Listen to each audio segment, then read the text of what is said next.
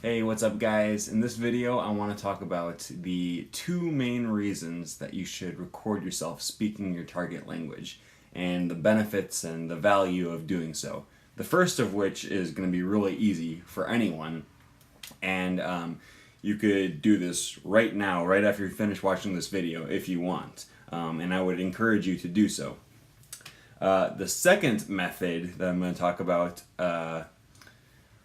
only the boldest of language learners will actually take me up on this, but I promise if you follow my advice here, it will help your language learning and you will learn and you will start to improve and see your improvement along the way. So, my first reason for recording yourself in your foreign language is that it'll just help you see your progress. So, you make a video of yourself when you're 1 week into learning your language. And then you make another video when you're a month in or 6 months in, and you're going to see a lot of progress that you don't always see when you're not videotaping yourself. A lot of times it's easy to get discouraged because you don't think you're improving, but if you videotape yourself, you will be able to go back to your earlier videos and you will see that you are definitely improving in your language. So I did that when I lived in El Salvador. I didn't do it as much as I wish I would have. Looking back now, I wish I would have made weekly videos. Once every Saturday or once every Monday. I didn't do that. I was only able to go back and find 2 of them, but even those 2 were kind of enlightening. And I made one, like 6 months into my stay in Central America, and I made another one like more than a year after that. So you were able to see this progression going through, and I still have those videos to this day. And as a matter of fact, I just uploaded them to this link, or I guess I'll put one on this link and another one on a different link.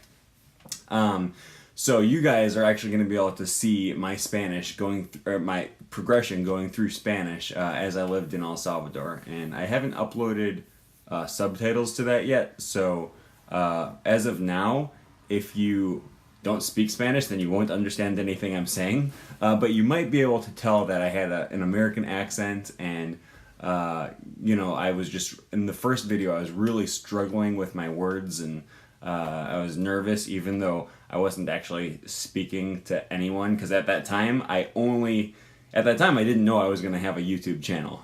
So I only thought I was recording that video for my own purposes, and I was still nervous for some reason doing that. But I'm really glad I did it, and it gives me the ability to go back, look back, and see the progress that I've made since then, which has been a lot. Now, I do think it's kind of strange how I've learned Spanish since coming back from El Salvador. I learned a lot while I was there, and in some cases, like since I've come back to the United States, I've learned new vocabulary words. I've kind of fine-tuned my grammar a little bit. But I've also lost some of my Spanish, some of my fluency, I don't know how you would even say this. I've lost some of my ability just to speak really quickly and use colloquialisms, and going back and watching these videos again reminded me of some of the very native sounding things that I used to say without even noticing it. So that's really cool. It's a good reminder, and I wish I would have kept doing this after I got back from El Salvador, but I didn't. I actually did record one video for my YouTube channel. I guess I'll put that one here. And that was maybe a year after I got back to the United States. So you can see a little bit of a progression in there. So the first reason that I recommend videotaping yourself is just simply so you can go back and see your progress, and that's some good motivation if you don't feel like you're progressing. Second reason, and this is the one that I said you're probably not going to take my advice unless you're really bold. But if you do take my advice, I promise this is gonna help. And that is uploading your videos for other people to see. And that probably means starting your own YouTube channel. Now, I know what you're saying. You don't want to do this because it's embarrassing and you're not a YouTuber. Listen, I'm not saying you're going to upload your videos and become a vlogger with millions of subscribers. And I'm not saying you're going to become a big celebrity from this. What I'm saying is if you upload your videos regularly to YouTube and you're able to get 7 subscribers that watch your videos and comment on your videos in your target language, that gives you 7 people to speak with in your target language and 7 people that are going to be giving you advice and help on the areas that you need most. This is also something that I've done, and it's extremely scary. I did this when I started learning Esperanto, or several months after I started learning Esperanto. And the reason I wanted to do this is because I believe in speaking your language before you're ready. You don't wait until the point where you say, okay, I'm good and I'm confident to speak this language now, so now I can start. And you start before that, okay? And I didn't have a ton of people to practice Esperanto with, so YouTube was the perfect means to do that. The first day, the very first video I uploaded, so I posted a video of me walking through the woods or something and speaking Esperanto. The very first day, I had 3 subscribers who were Esperanto speakers, and they were commenting on my videos, giving me advice about how I could improve my Esperanto. And that's all I wanted. Now I think I have, on that channel, I have like 150 subscribers or something. Now, the subscriber count is not important, right? You're not doing this to become a famous vlogger. You're doing this to improve your language. But so, in some sense, your subscriber count is important because the more people watching your videos, the more people are going to be giving you help. And I've made a lot of friends on my Esperanto channel. And this is just videos of me struggling to speak Esperanto. And if you go on to that channel, I'll link to that channel up here.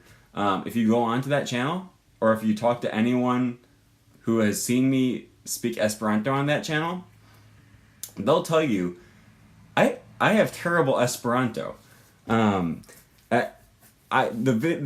point of the channel is literally me struggling to say stuff in Esperanto, and then people come on and they help me, they teach me. So my advice here is not to spend time trying to make perfect videos to show off how talented you are in your language. That's actually the exact opposite. You should be spending time struggling to improve your language, and not shining it, not sugarcoating it, showing for the level of your language that you're at right now. And you're going to improve. It's going to give you practice, just practice speaking in general. It's going to give you practice being bold and not worrying what people think about your mistakes. And it's going to give you contacts with people that speak your language that are willing to help you. Well,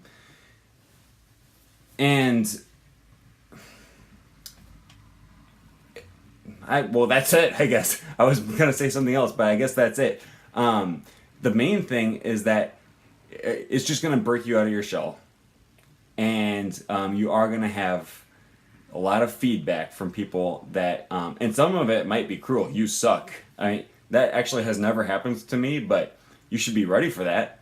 And also, after I started my Esperanto YouTube channel, Then I started an Esperanto Facebook page for for people to who watched my videos to come on and interact with me on Facebook. I'm talking to them in the comments after every video, and it's really nice. It's a good way of getting a lot of practice that you probably won't get unless you live in the country.